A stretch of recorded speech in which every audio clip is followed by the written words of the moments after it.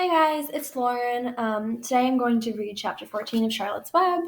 Um, it looks kind of long, so it might end up being two parts, but as always, who knows? So we'll just kind of see how it goes as we're reading. All right, chapter 14, Dr. Dorian.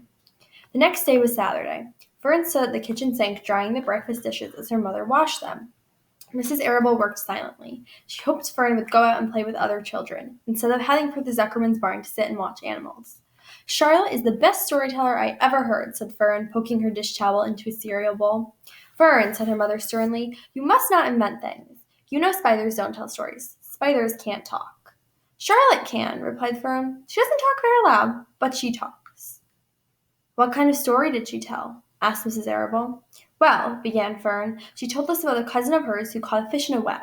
Don't you think that's fascinating? Fern, dear, how would the fish get in a spider's web? Said Mrs. Arable. You know it couldn't happen. You're making this up.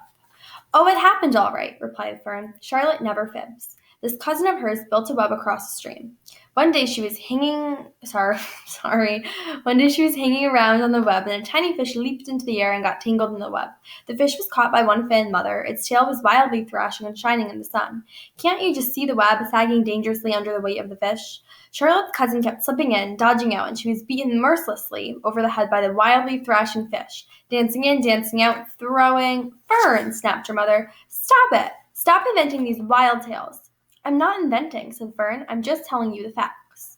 What finally happened? Asked her mother, whose curiosity began to get the better of her. Charlotte's cousin won. She wrapped the fish up, and she ate him when she got good and ready. Spiders have to eat, the same as the rest of us. Yes, I suppose they do, said Mrs. Arable vaguely. Charlotte has another cousin who is a balloonist. She stands on her head, lets out a lot of line, and is carried aloft on the wind. Mother, wouldn't you simply love to do that? Yes, I would, come to think of it, replied Mrs. Arable. But Fern, darling, I wish you would play outdoors today instead of going to Uncle Homer's barn. Find some of your playmates and do something nice outdoors. You're spending too much time in that barn. It isn't good for you to be alone so much.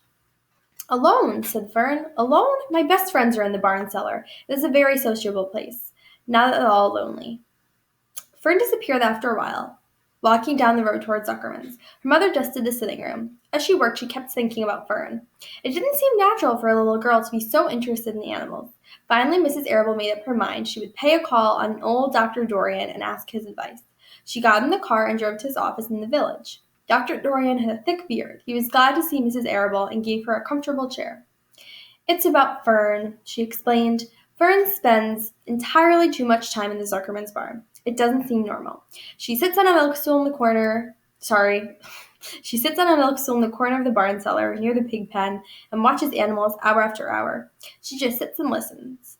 Dr. Dorian leans back and closed his eyes.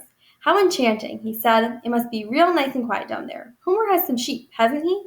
Yes, said Mrs. Arable, but it all started with that pig we let Fern raise on a bottle. She calls him Wilbur. I'm so sorry, guys. Homer bought the pig, and ever since it left our place, Fern has been going to her uncle's to be near it. I've been hearing things about that pig, said Dr. Dorian, opening his eyes. They say he's quite a pig.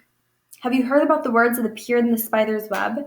Asked Mrs. Arable nervously. Yes, replied the doctor. Well, do you understand it? Asked Mrs. Arable. Understand what?